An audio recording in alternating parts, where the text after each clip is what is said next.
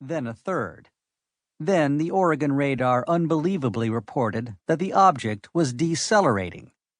Allowing for deceleration, 3 successive predictions of its landing point agreed.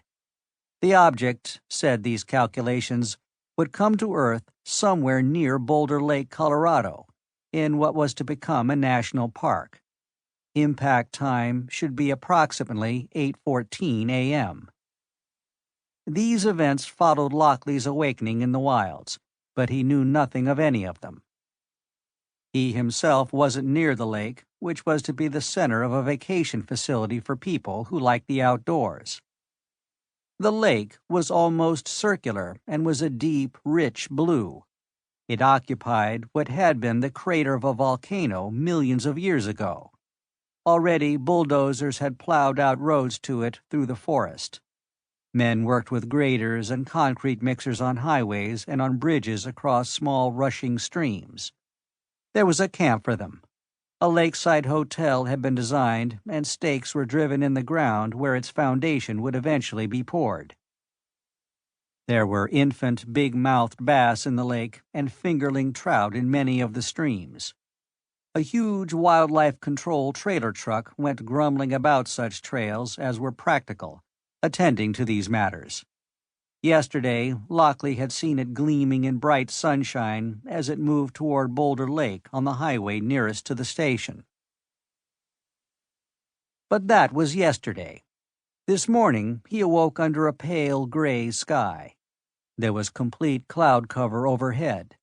He smelled conifers and woods mold and mountain stone in the morning.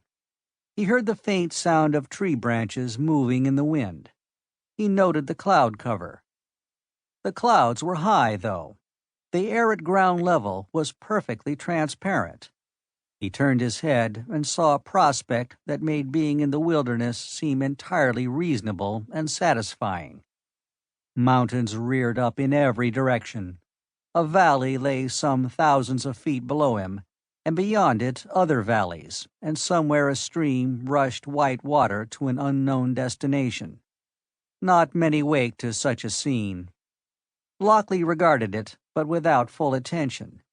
He was preoccupied with thoughts of Jill Holmes, and unfortunately she was engaged to Mary Vale, who was also working in the park some 30 miles to the northeast, near Boulder Lake itself.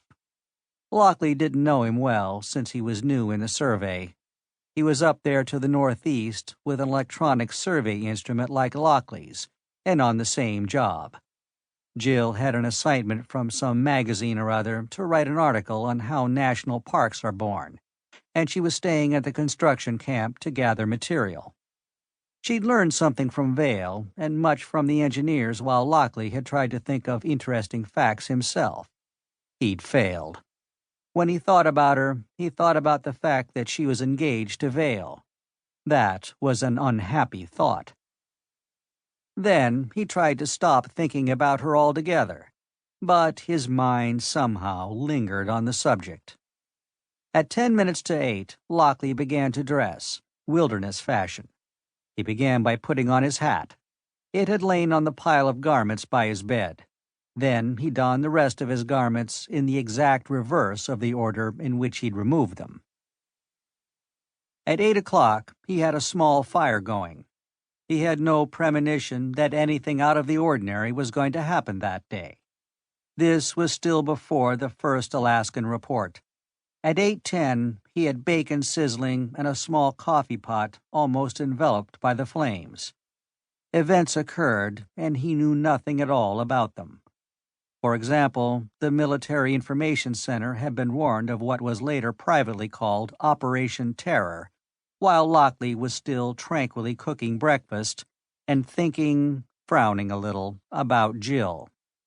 Naturally, he knew nothing of emergency orders sending all planes aloft. He wasn't informed about something reported in space and apparently headed for an impact point at Boulder Lake. As the computed impact time arrived, Lockley obliviously dumped coffee into his tin coffee pot and put it back on the flames. At 8:13 instead of 8:14, this information is from the tape records, there was an extremely small